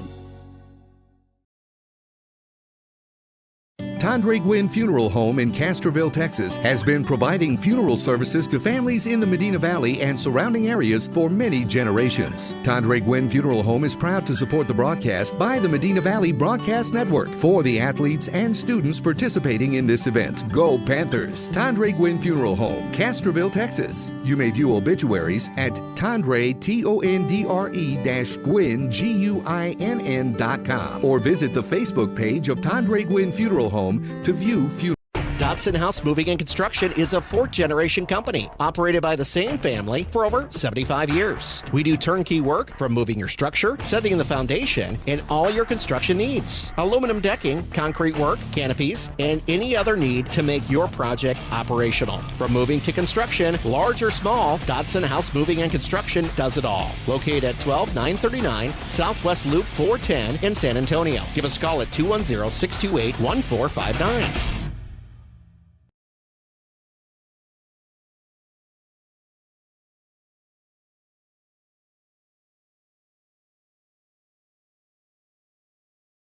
All right, welcome back to Sports for Supper, and we have three young men on here from the football team, and we're going to start with Mr. Guerrero. You don't have to tell us your name or any of that. You're here every week, but you were the offensive player of the game, right? Yes, sir. Tell us a little bit about the homecoming game against Laredo Martin. Yeah, I mean, it was awesome just seeing everything come to fruition, you know, everything that we've been working on, and yeah, it was just really cool to see everything go smoothly like how we had planned. So, and when you got like everything's clicking, you know, your Coach Medley was on here talking about how y'all were getting 4 or 5 yards on first down. Your passing game was clicking. Sure. What kind of confidence does that give you to go out there and know, like, hey, we got the ball back, we're going to go score again? A lot. I mean, just getting in that rhythm, to me at least, that's all I feel like we need to start really, really moving. So, I mean, that first drive is also just really important, just getting out there, having some positives. To me, it's not really about scoring, super fast and everything. We just need to do some positive things and get our heads right, and it should be fine. So you've got Southside this week. Yes, sir. They were talking about that their defense is good. Yes, Tell us sir. about what you're going to have to do on your end. Yeah, so their defense is really good. They're really aggressive, but at the same time, like we've seen with Jay and Tyvee, at some points they tend to over pursue. So that's a good key for us. So really, we just have to take advantage of that, and we just have to stay confident within ourselves, and just know that we can beat them. They're not. Personally, I don't think they're better than us, so we can go out there and give them a good fight. We've noticed over the years with you running, you're a pretty patient runner. Yes, like sir. you'll wait for a hole to open up. You won't Yes, just blow through where you're supposed to go. Yes, sir. Tell us a little bit about the vision. Like, is that something you've trained yourself to do, or do you work on that? Yes, sir. Every day.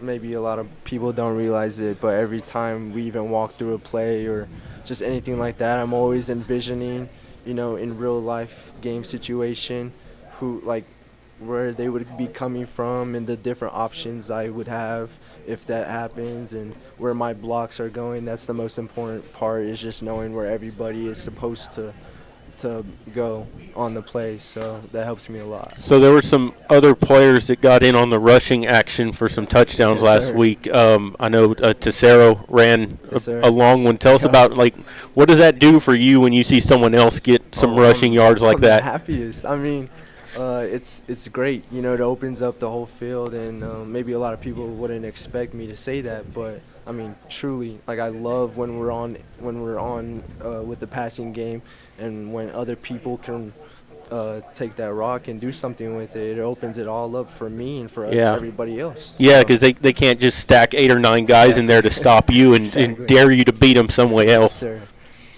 And, I know that y'all have been working, progressively getting better each week. We were talking to the coaches about Michael Newton. Mm-hmm. He threw the ball extremely well last week even, and we've seen him progressively get more confidence. Is that something that you see out there on the field also? Yes, sir. I mean, the way he commands all of us, even though he's in a huddle with mostly seniors, it's really impressive, I mean, even me at times, I feel like he's just commanding everything, you know. And if I have any questions for him, he's always there to answer. So it's really cool to have a guy like that you just can entrust everything in and know that he'll get the job done. So you guys are 2-0 in district. It's been a while since you've been 2-0 in district. So Yes, how does it feel that you're ahead of the game? You're not chasing. You know what I mean? Like you're not trying to catch up. Yeah. Honestly, I can't say it's a new feeling. I mean, I've been really expecting this for the past 3 years. I think we would have been able to do it, you know, just if we had all the right pieces or if we were like stronger mentally, you know, as a team. So I mean, not surprised. More as a team, I'd say we're just hungry and we just want to keep it rolling. You know, we're not content with ourselves. Let's keep it rolling against Southside this week, and hopefully we'll see you back next week as the player of the game. Let's move to the next young man here. If you'll tell us your name and all that good stuff, position. Number 17. Yep. Number 17, Caleb Villegas. I play middle linebacker. And we've called your name a lot this year. And are you a senior, junior? Senior. You're a senior this year. He just starts out in the middle, but he makes tackles all over the field. Got to be fast around the field, yes, sir. So, being on the defense, what does the offense for Southside pose a threat to you guys? What do y'all have to kind of key on? They're very just tough offense. They like to run the ball. They like to do a lot of physical things, and at the end of the day, we're a physical defense, and it should be a great game. I don't doubt my defense at all. We're willing to take advantage and, you know, capitalize on the mistakes that the offense make, and we're really good at that. So that's what I'm expecting Friday night too. You're one of those defensive players that I've noticed you wear your emotions on your sleeve. If you feel something, you show it. And a couple of times earlier in the year, kind of got you a little in trouble, but we talked about that. As soon as you come off the field, Coach Brett put his arm around you and said, you know, number 17, this is what we need to do a little better. Sir. You need to control yourself. How do you keep that focus and not let it all rush onto you at one time? How does that mentally, how do you prepare yourself for that? Well, I just know that I have a job to do, and that if I don't do my job, then I let my team down, and that's the worst thing I want to do on Friday nights. I know I make mistakes, and, you know, I try to bounce back from them as fast as I can, and I'd say I do a pretty okay job at it. You do a very good job. But how much restraint do you got to have when somebody's in your face? A lot of restraint. Especially when, you know, you make tackles all over the field. And I'm sure there's jawing going on, you know, at the bottom. When there's somebody. Well, in the last two games, all you got to do is look at the scoreboard, buddy. Yes, sir. Of course. I just try to make the tackle, and for the most part, I try to get back to my side of the ball, and I try not to say too much. And if my guys say too much, I try to pull them back, and point at the scoreboard. Basically, is what I tell them. Just tell them scoreboard, and they do, and we get it done. So what are you looking for Friday with Southside? Is there a certain thing you're looking to key on how the defense sets up? Are they more run heavy, pass heavy? What do we expect out of Southside on offense? Southside, they're a running team, but they do pass the ball probably more than we've seen maybe with John Jay. Similar to John Jay's, they do have run game, they do have passing game, but as long as we all do our job really and lock it down the way we're supposed to do, like we've been working all week, we should have a great game. You prefer defending the run or the pass? The run. I'm a Mike linebacker. I like to get down into the work, hit people, So I like the run personally. Awesome. Tell us a little bit about since you're on defense, tell us a little bit about the trash can. The trash can. Because we talked to a few players on here about that, and yes, sir. We saw, who was it? Someone got to dunk one last week. They picked up a fumble or something. Someone came off, and it was right in front of us. Usually the last few games have been on the opposite side of the field.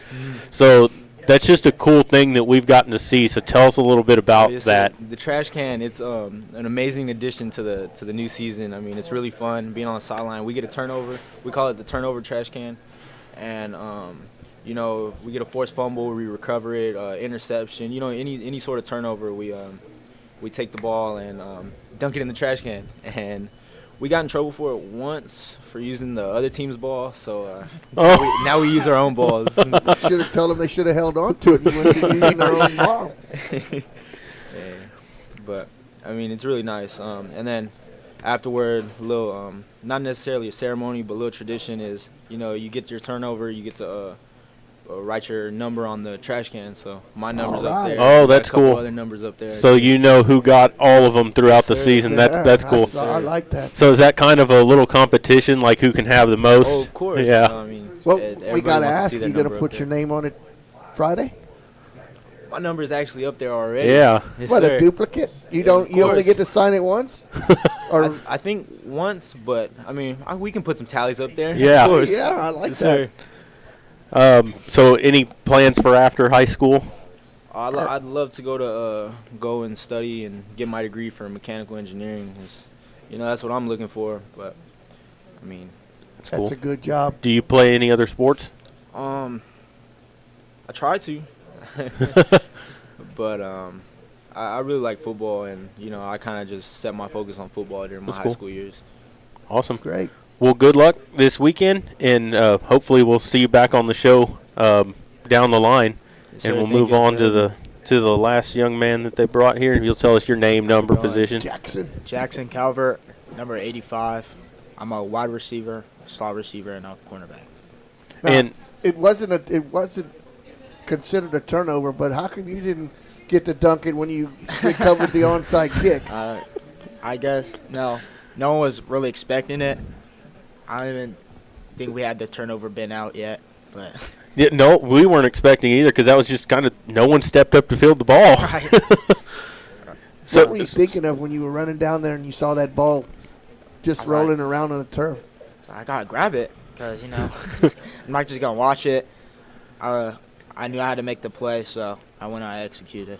How does it feel on that first play to just set the tone for the whole ball game? I mean, you recovered it, and after that, it was all Medina Valley after that. So how does that make you feel? Because a lot of people overlook the special teams. Right. It's 1/3 of the football game. There's offense, defense, and special teams. And people think just the ones that are on special teams, you don't worry about. Well, you just showed it turned the whole ball game around. So did they tell you before, hey, we're going to pooch it here, and you might have a chance to return it? Or we've been practicing. We practiced during the week, so it was just a perfect ball, perfect grab.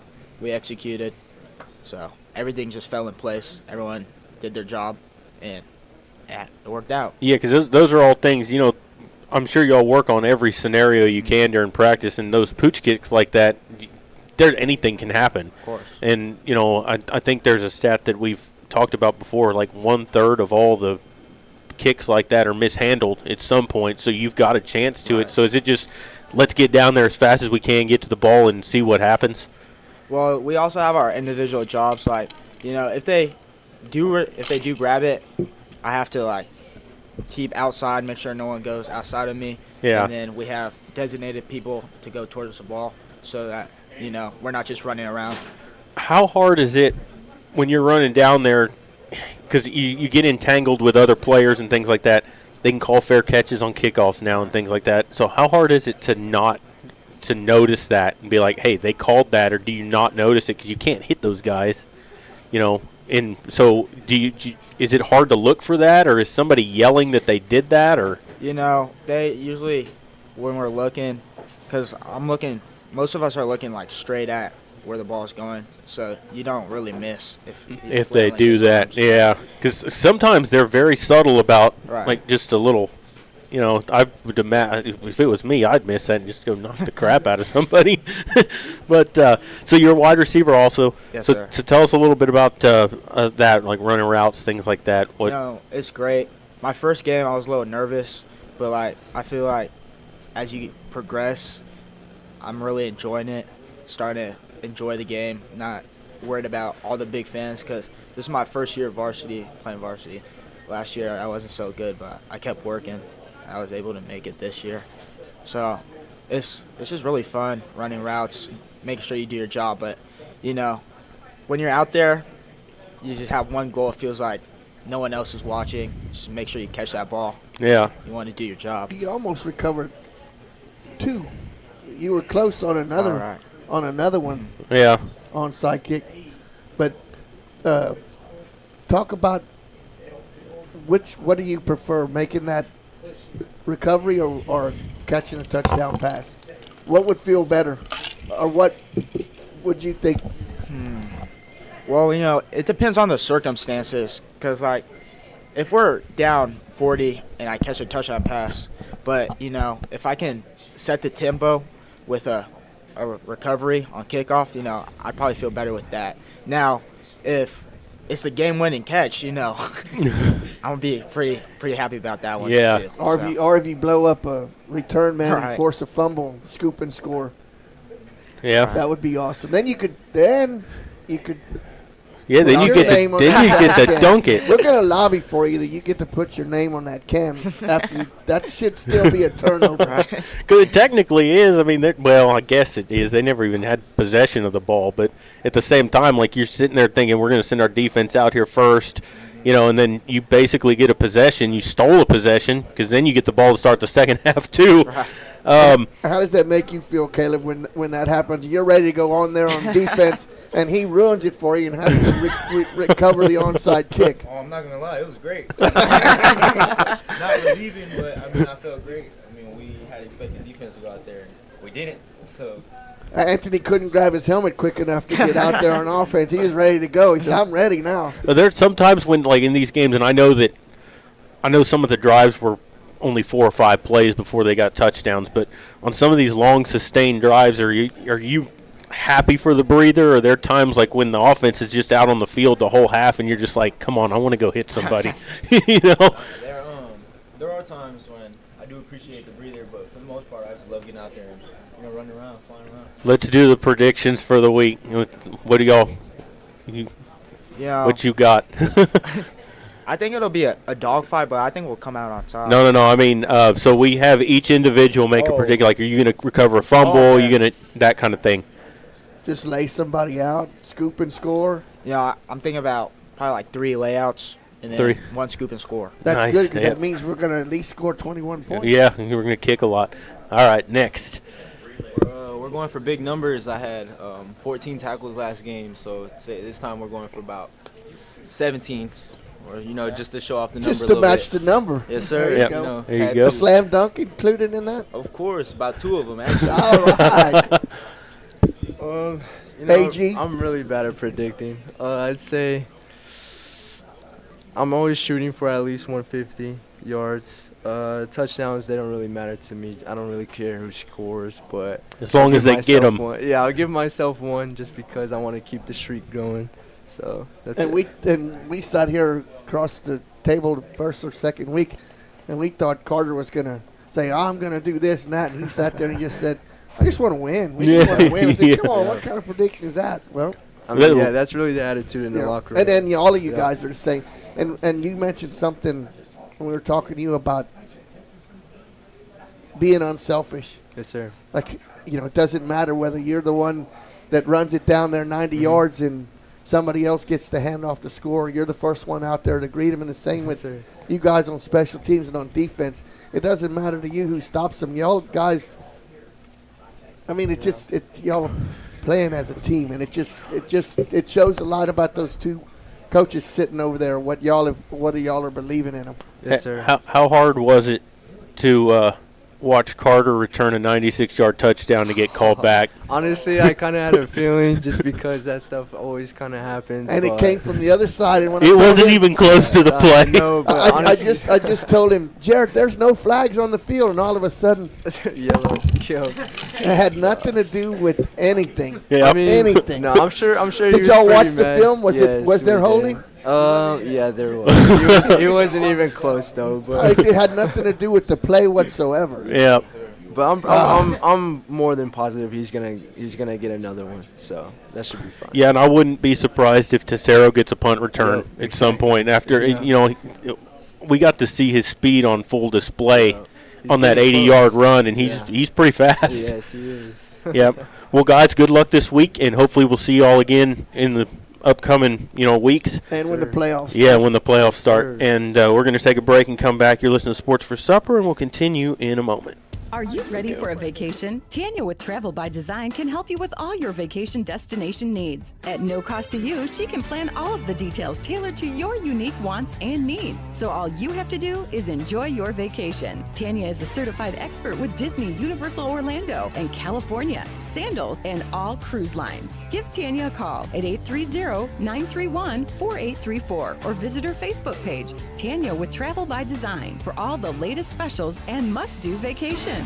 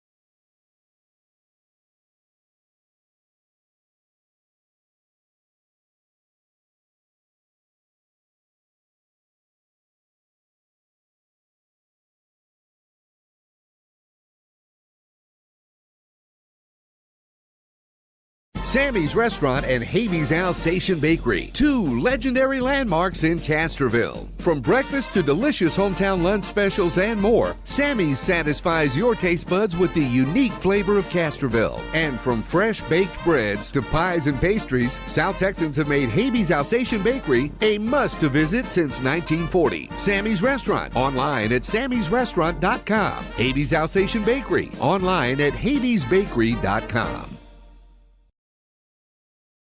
Bush's Chicken, one of the oldest locations in Castroville, is proud to serve the Medina Valley area. Bush's Chicken has one goal: be the best. Bush's Chicken knows its success comes from loyal customers in the communities they serve. Stop by Bush's Chicken on Tuesday and get the Tender Tuesday deal, or try their buffalo fries and ask about their Panther special. It's always a hit. Bush's Chicken, 935 Highway 90 East in Castroville. Call them at 830-538-2800.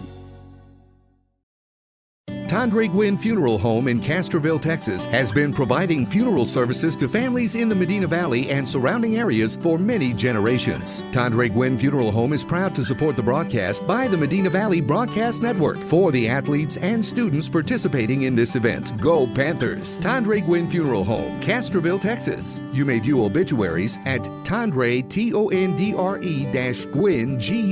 Guinn.com, or visit the Facebook page of Tondre Gwynn Funeral Home to view funeral notices.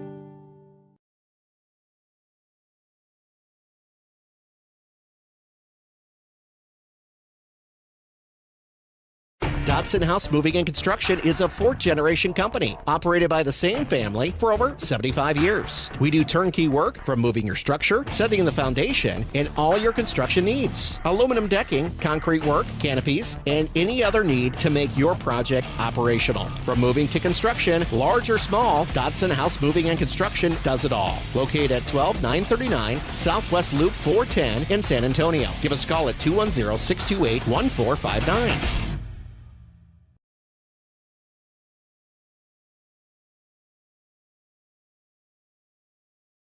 Are you ready for a vacation? Tanya with Travel by Design can help you with all your vacation destination needs. At no cost to you, she can plan all of the details tailored to your unique wants and needs. So all you have to do is enjoy your vacation. Tanya is a certified expert with Disney, Universal Orlando, and California, Sandals, and all cruise lines. Give Tanya a call at 830-931-4834 or visit her Facebook page, Tanya with Travel by Design, for all the latest specials and must-do vacations.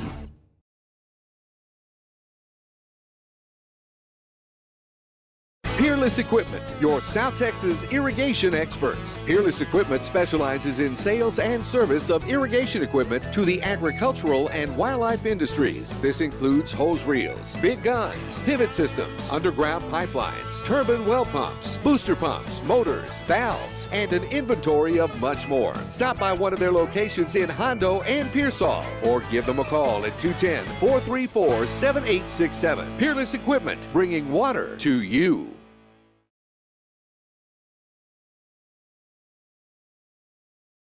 Sammy's Restaurant and Havy's Alsatian Bakery, two legendary landmarks in Castroville. From breakfast to delicious hometown lunch specials and more, Sammy's satisfies your taste buds with the unique flavor of Castroville. And from fresh baked breads to pies and pastries, South Texans have made Havy's Alsatian Bakery a must-to-visit since 1940. Sammy's Restaurant, online at sammysrestaurant.com. Havy's Alsatian Bakery, online at havysbakery.com.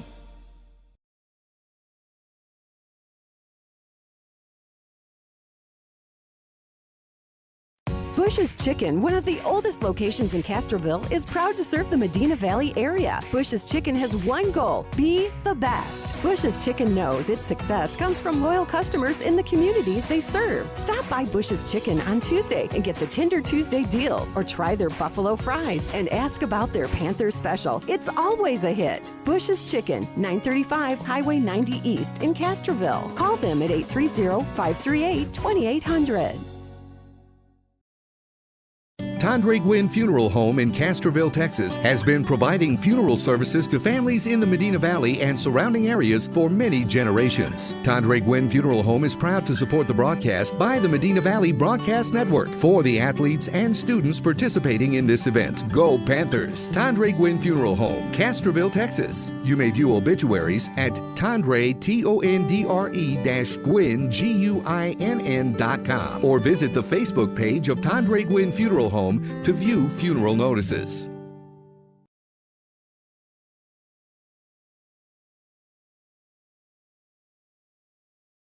We're back here at Sports for Supper, and we're going to wrap things up. So we got volleyball this Friday night. I don't know if we're broadcasting. Yes. We are broadcasting that game. So they'll be there for that. I know Marcus and Jeff will be there. We will be at Southside, Maury and I think Dwayne Garza is going to run the camera for us, so he's going to be there as well. That game is a 7 o'clock start. We'll be on the air around 6:40, 6:45, right in that area with the pregame, and we're looking forward to a good matchup. This should be a good football game Friday night, and I think this is going to be a dogfight in that game. I think it's going to be close. It might be low scoring, and I think that it's going to come down to the team that makes the least amount of mistakes. Absolutely. And finishes their drives off, executes when they've got the chance, and so we'll look for that. I'd like to thank the sponsors for making it possible to bring you Sports for Supper here. As always, we appreciate you guys. Thank you to Sammy's Restaurant for letting us broadcast these games here and taking care of us. And, always looking for more sponsors if y'all want to be part of it. We can give Jeff a call or email him, and they'll set you up with something. We have different packages that we offer, but always glad to see the sponsors getting in there. We've had some new ones this year, and then we've had the ones we've had since the start. Yes. And it's nice to have all. that. Thank you all. Yeah. And so we had the golf team on here. Good luck to them tomorrow in their first tournament, and good luck to them as they go on. And then the football team, good luck on Friday night, and the volleyball team as they take on. Who are they playing Friday night? Legacy. Legacy, yeah. They're playing Legacy. Yes. And that is a home game, I believe. Yes. And, we'll be broadcasting that and the football game as well. That game will probably start somewhere around 6:30. I'm guessing. Yes. Yeah, so as soon as the JV game's over. Right. But, so tune in for the volleyball matchup and tune in for football at 7 o'clock against Southside. Big game because, Maury, these could be the two teams that come down to first or second in district. Absolutely. And, you say it's only the third district game, but it's a big one. Yeah, if you win this game, you're a front runner for the district championship, and then you just have to execute the rest of the season. So this